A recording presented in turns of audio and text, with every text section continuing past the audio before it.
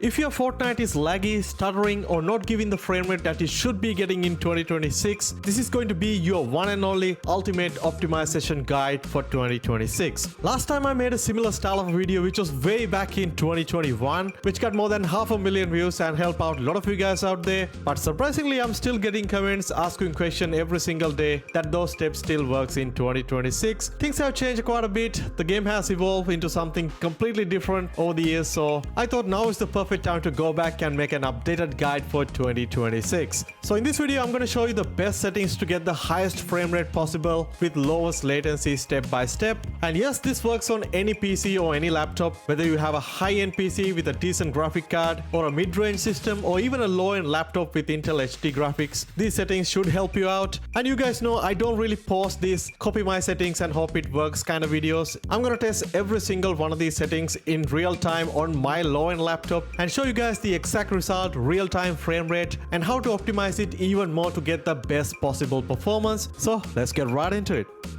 Alright, starting with some of the basic things that you need to do before playing any PC game. First one is to make sure you're running the latest version of Windows, whether it's Windows 10 or Windows 11. Simply go ahead and update the Windows to the latest version. And also make sure you're running the latest version of your graphic driver. If you're using an AMD or NVIDIA card, you simply can go to their respected website and download the version that you need. But if you're someone running the Intel HD graphics, it's usually automatically updated through Windows updates. But please go ahead and double check, and if you don't running the latest version, go to the Intel support page and simply download it. I'll provide all the necessary links down in the description as well.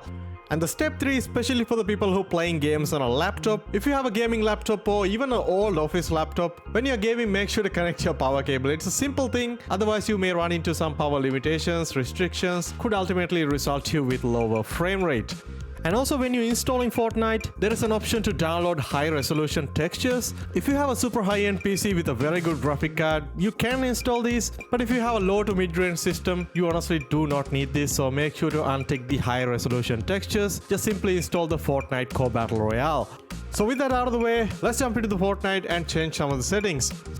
So in order to get the best performance, best frame rate and lowest latency, we gotta turn down some of the settings. So go to the settings and to the video section. In here we can change some of the basic settings. Starting with the window mode, this is personal preference. You can set it to full screen, which is what I recommend, or you can also set it to windowed full screen. And of course down here you will find the resolution, which is very important, especially if you have a high-end PC with a very good graphic card. I would recommend you guys to keep this one to your native resolution of your monitor. In my case, which is 2560 by 1440. If you have a 1080p monitor, make sure to set it to 1080p. But let's say if you have an older laptop or something with Intel HD graphics, make sure to set the resolution to the lowest possible, which is 1280 by 720. Then here we got VSyncs, make sure to turn it off, we don't really need that. And also we got frame rate limits, we don't really need that. We want to get the best possible maximum frame rate, so make sure to set it to unlimited.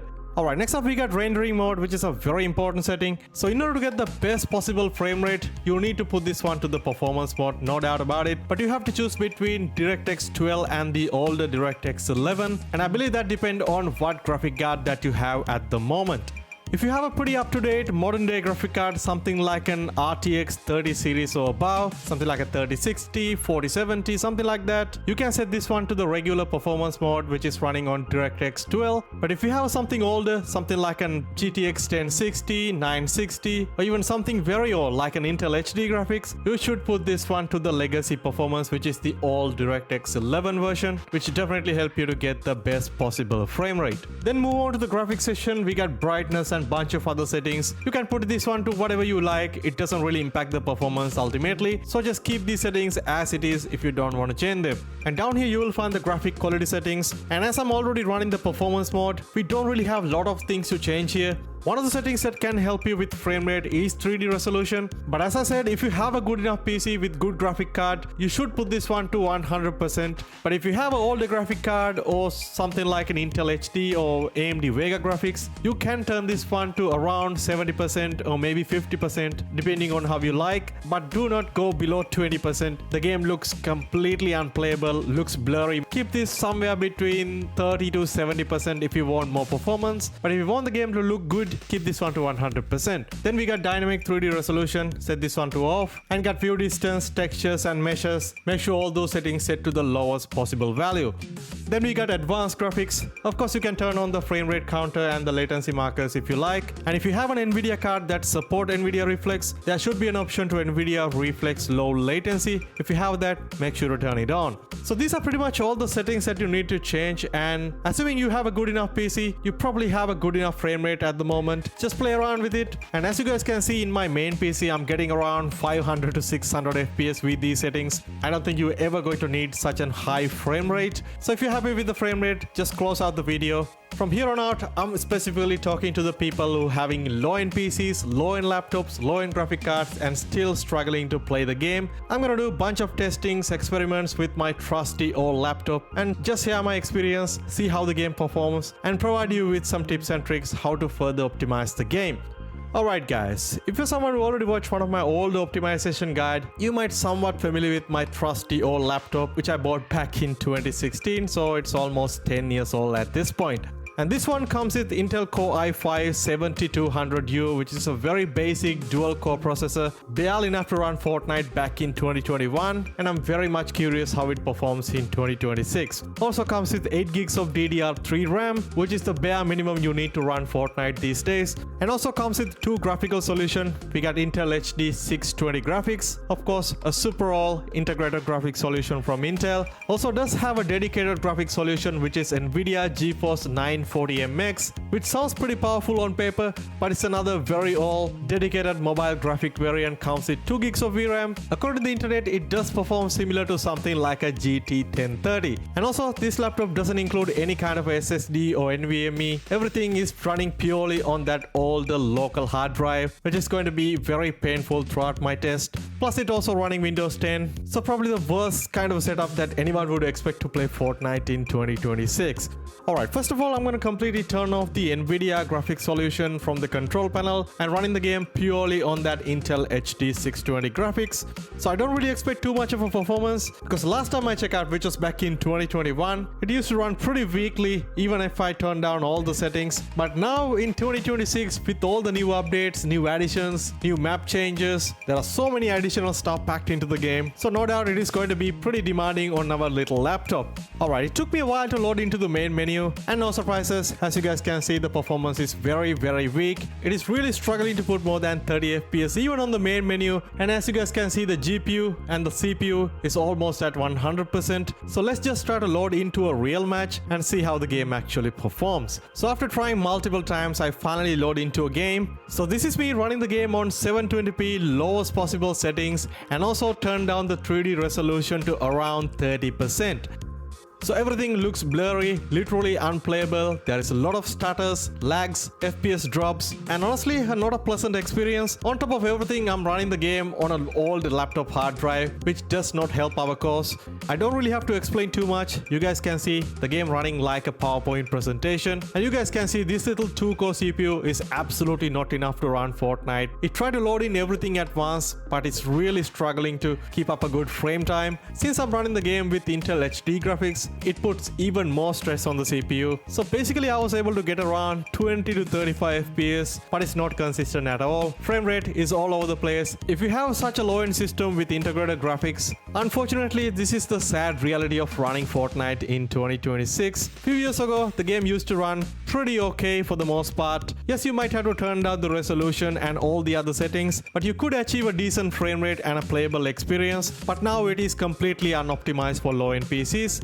Unfortunately, which is something we have to accept, because now the game is pretty much double in size. It is almost a 70 gigs download. So over the last few years, the game changed into the Unreal Engine 5. Plus they added tons of new stuff to the game, new characters, new weapon skins, new map changes. So even if you're running the game on the lowest possible setting, everything have to load in the background, which is going to be very stressful for a little CPU like this. That is the main reason why the frame rate is all over the place. If you have an older laptop like this, you probably have similar experience with other games like Valorant, Counter-Strike 2, Apex Legends. These games used to run fine a few years ago, but now they all are pretty much unplayable. So if you go back to the official Fortnite minimum system requirements, even in today it says that the game run fine on Intel HD 4000 and also on AMD Radeon Vega 8 graphics.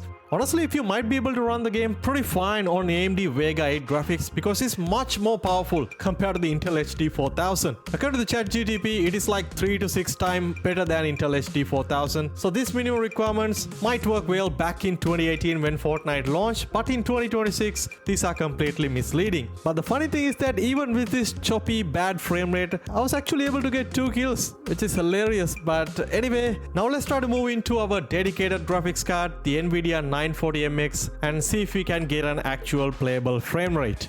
Alright, now I turn on the NVIDIA dedicated graphics card. Yes, the performance is much better compared to Intel HD graphics, so if you have a dual system like this, you should always make sure you are running the games on the dedicated graphics solution. As I said, it is running much better, pulling around 60, sometimes 70 plus FPS. But this is again on the lowest possible setting on 720p. But there are a few hiccups here and there, frame drops. That is mainly because our CPU is working so hard at 90 to 100%. So if you're facing a similar situation like this, like your CPU is at 90 to 100%, plus you're getting a good frame rate, but the gameplay isn't that smooth, you can actually increase the graphical quality a little bit. For an example, let's say resolution, which result you in a somewhat of a lower frame rate. For an example, let's say if you're running the game on 720p, you may be pushing towards 70 to 80 FPS, but now changing it to 1080p will result you around 50 to 60 FPS. So because of that reduced frame rate, your CPU doesn't have to work too hard to push that frame rate, meaning your CPU usage will come down, resulting you with better frame time equal to smoother gameplay. Yes, it sounds a bit complicated if you never heard of this stuff, but if I simplified everything into 2 different choices, would you take the higher frame rate choppy gameplay or a bit lower frame rate smoother gameplay? I would happily take the lower frame rate smoother gameplay all day every day. So that is exactly what I'm going to do here. As you guys can see, the 940MX is not really working too hard, around 60% usage, so I can easily increase the resolution to 1080p, which adds a bit of a headroom to the CPU, resulting you with better frame time. So the optimization is all about balancing this GPU and CPU usage. You wanted to keep the CPU usage as low as possible and the GPU usage as high as possible. In my case, CPU usage does go down a little bit, but still around 90 to 100%. That is because this is a very basic dual-core CPU, but overall frame time is much smoother with less stutters, resulting you with overall a better gameplay experience.